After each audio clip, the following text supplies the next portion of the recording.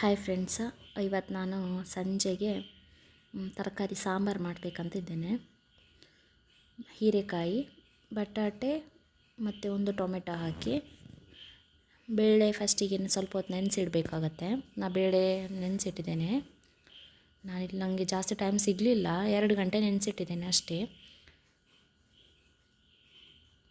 ಫಸ್ಟಿಗೆ ನಾನಿಲ್ಲಿ ಬೇಳೆನ ಕೂಗಿಸ್ಲಿಕ್ಕೆ ಇಡ್ತಿದ್ದೇನೆ. ಬೇಳೆ ಒಳ್ಳೆ ರೀತಿ ಬೆಂದರೆ ಅದು ಸಾರು ಸ್ವಲ್ಪ ದಪ್ಪ ಆಗ್ತದೆ. ಅದು ಬೇಳೆ ಕರಗಬೇಕು, ಆವಾಗ ಸ್ವಲ್ಪ ಸಾರು ಸಹ ಒಳ್ಳೆ ಟೇಸ್ಟ್ ಆಗ್ತದೆ. ಹಾಗಾಗಿ ನಾನಿಲ್ಲಿ ಬೇಳೆ, ಸ್ವಲ್ಪ ನೀರು ಮತ್ತು 1 ಸ್ಪೂನ್ ಆಗುವಷ್ಟು ಕೊಕೊನಟ್ ಆಯಿಲ್, ಎಣ್ಣೆ ಹಾಕಿದರೆ ಬೇಗ ಬೇಯ್ತದಲ್ಲ, ಮತ್ತು ಒಂದು ಸ್ವಲ್ಪ ಅರಿಶಿಣ ಪೌಡರ್ ಹಾಕಿ ಬೇಳೆನ ಬೇಯಿಸ್ಕೊಂಡೆ. 1 ವಿಸಿಲ್ ಸಾಕು. ನೆಕ್ಸ್ಟು ಇಲ್ಲಿ ನಾನು ತರಕಾರಿ ಹೀರೆಕಾಯಿ, ಬಟಾಟೆ, ಟೊಮೆಟೊ ಮತ್ತು 1 ಈರುಳ್ಳಿ ಕಟ್ ಮಾಡಿ ಇಟ್ಕೊಂಡಿದ್ದೇನೆ. ಸೊ ಅದನ್ನು ಸಹ ಇನ್ನೊಂದು ವಿಸಿಲ್ ತೆಗಿಬೇಕು ಒಟ್ಟಿಗೆ ಹಾಕಿ. ಮತ್ತು ರುಚಿಗೆ ಎಷ್ಟು ಬೇಕೋ ಅಷ್ಟು ಉಪ್ಪು ಹಾಕಬೇಕು. ಫಸ್ಟಿಗೆ ನಾನು ತರಕಾರಿ ಮತ್ತು ಬೇಳೆ ಒಟ್ಟಿಗೆ ಇಡುವುದಿಲ್ಲ, ಯಾಕಂದರೆ ಅದು 2 ವಿಸಿಲ್ ಆಗುವಾಗ ತರಕಾರಿ ಎಲ್ಲ ಫುಲ್ ಬೆಂದು ಕರಗಿ ಹೋಗ್ತದೆ. ಹಾಗಾಗಿ ನಾನು ಫಸ್ಟಿಗೆ ಬೇಳೆನ ಬೇಯಿಸ್ಕೊಂಡೆ. ಬೇಳೆ ಒಳ್ಳೆ ರೀತಿ ಸ್ಮೂತ್ ಆಗುತ್ತಲ್ಲ, ಬೆಂದಮೇಲೆ ನೆಕ್ಸ್ಟ್ ತರಕಾರಿ ಹಾಕಿ ಬೇಯಿಸ್ಕೊಳ್ಳೋದು. ಏನಿಲ್ಲ, ಸಿಂಪಲ್ಲಾಗಿ 1 ವಿಸಿಲ್, ಒಂದು 3-4 ನಿಮಿಷದಲ್ಲಿ ವಿಸಿಲ್ ಬರ್ತದೆ. ಅದರಲ್ಲಿ ನಂದು ಬಟರ್ಫ್ಲೈ ಕುಕ್ಕರ್ 3 ಲೀಟರಿದ್ದು. ಚಿಕ್ಕ ಕುಕ್ಕರಲ್ಲಿ ಬೇಗ ಆಗ್ತದೆ ತರಕಾರಿ ಎಲ್ಲ ಬೇಯಿಸ್ಕೊಳ್ಳಿಕ್ಕೆ.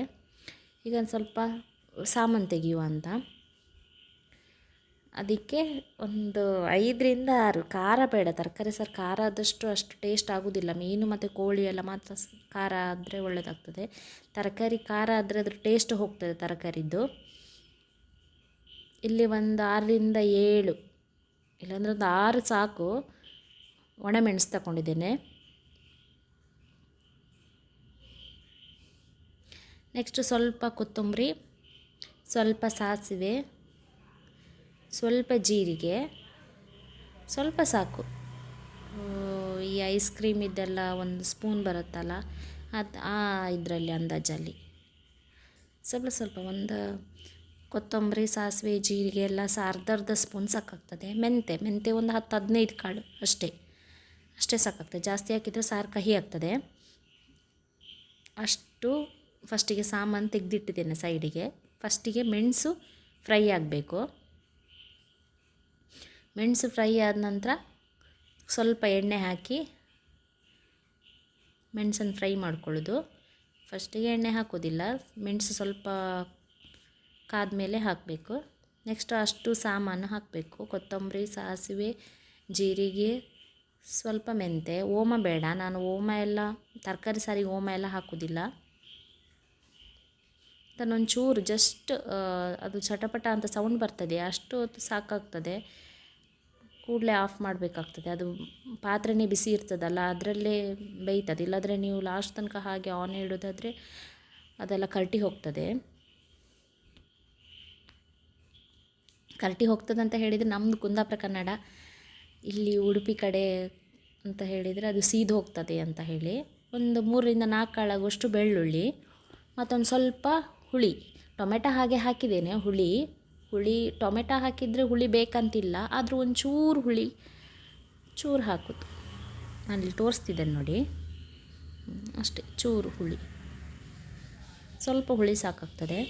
ಜಸ್ಟ್ ಒಂಚೂರು ಟೇಸ್ಟಿಗೆ, ತರಕಾರಿ ಸಾರಿಗೆ ಹುಳಿ ಒಂಚೂರು ಹಾಕಿದರೆ ಟೇಸ್ಟ್ ಆಗ್ತದೆ. ಚೂರು ಬೆಲ್ಲ ಸಹ ಹಾಕ್ಬೋದು, ಆದರೆ ನಮಗೆ ಅಷ್ಟು ಸ್ವೀಟ್ ಅಷ್ಟು ಚೂರು ಹಾಕೋದಾದ್ರು ಬೆಲ್ಲ ಒಳ್ಳೆ. ನಿಮಗೆ ಇಲ್ಲಿ Mangaluru style, Udupi style sambar taste ಬರ್ತದೆ. ಫಂಕ್ಷನಲ್ಲೆಲ್ಲ ಮಾಡ್ತಾರಲ್ಲ ಆ ಟೇಸ್ಟ್ ಬರ್ತದೆ.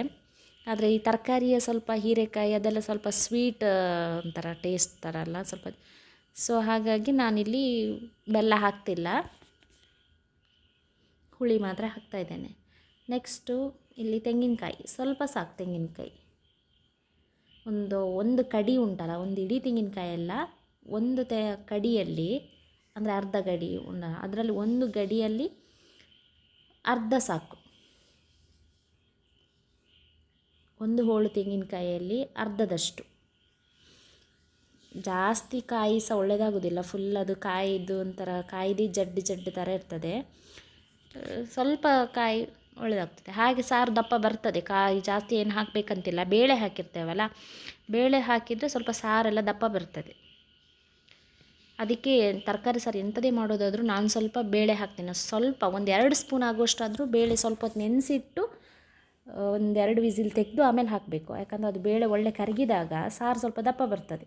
ನೆಕ್ಸ್ಟ್ ಅದಕ್ಕೆ ಮಿಕ್ಸಿಗೆಲ್ಲ ಹಾಕಿ ಅದಕ್ಕೆ ಎಷ್ಟು ನೀರು ಬೇಕೋ ಅಷ್ಟು ಹಾಕಿ ಒಂಚೂರು ಅರಿಶಿನ ಪೌಡರ್ ಹಾಕಬೇಕು, ಸ್ವಲ್ಪ ಸಾಕು.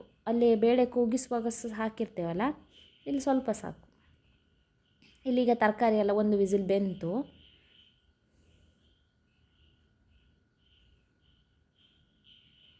ತರಕಾರಿ ಎಲ್ಲ ಒಳ್ಳೆ ಬೆಂದಿದೆ. ಜಾಸ್ತಿ ಬೇಡ, 1 ವಿಸಿಲ್ ಸಾಕಾಗ್ತದೆ. 1 ವಿಸಿಲೆಲ್ಲ ತರಕಾರಿ ಎಲ್ಲ ಬೆಂದಿರ್ತದೆ. ಇಲ್ಲಿ ನೋಡ್ತಿದ್ದೇನೆ ನೋಡಿ, ನಾನು ತರಕಾರಿ ಎಲ್ಲ ಬೆಂದಿದೆ ಇಲ್ಲಿ.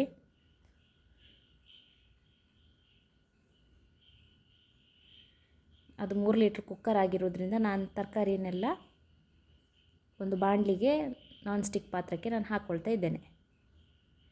ಅದರಲ್ಲಿ ಸ್ವಲ್ಪ ಹಿಡಿದಿದೆ, ಹಾಗಾಗಿ ನಾನು ಇದ್ರ ಸ್ವಲ್ಪ ನೀರು ಹಾಕಿ ಅದಕ್ಕೆ ಬೀಳಿಸ್ಕೊಳ್ತಾ ಇದ್ದೇನೆ, ಪಾತ್ರಕ್ಕೆ ಹಾಕ್ಕೊಳ್ತಾ ಇದ್ದೇನೆ.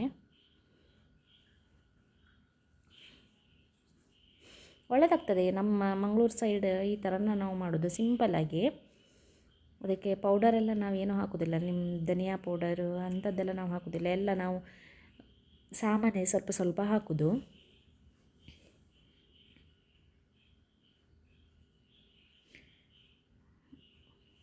ಮಸಾಲೆ ಎಲ್ಲ ಸಣ್ಣಗೆ ಕಡಿಬೇಕು, ನುಣ್ಣ ಕಡಿಬೇಕು ಸ್ವಲ್ಪ,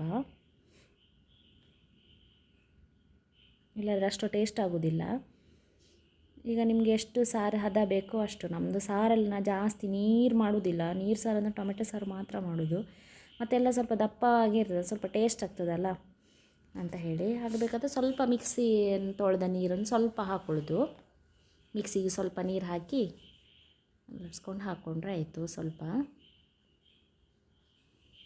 ತುಂಬ ಸಾರು ಮಾಡಿದರೆ ನಿಮ್ಗೆ 2 ದಿನಕ್ಕಾಗೋಷ್ಟು ನೀವು ಸಾರೆಲ್ಲ ಮಾಡಿ ಸ್ವಲ್ಪ ನೀರು ಜಾಸ್ತಿ ಇಡಬೇಕಾಗ್ತದೆ.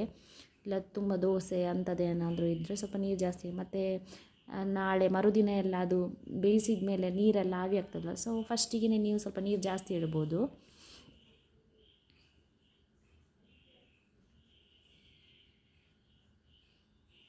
ನಿಮಗೆ ಎಷ್ಟು ಸಾರಿಗೆ ನೀರು ಬೇಕೋ ಅಷ್ಟು ನೀರು ಇವಾಗಲೇ ಆ್ಯಡ್ ಮಾಡ್ಕೊಳ್ಳಿ.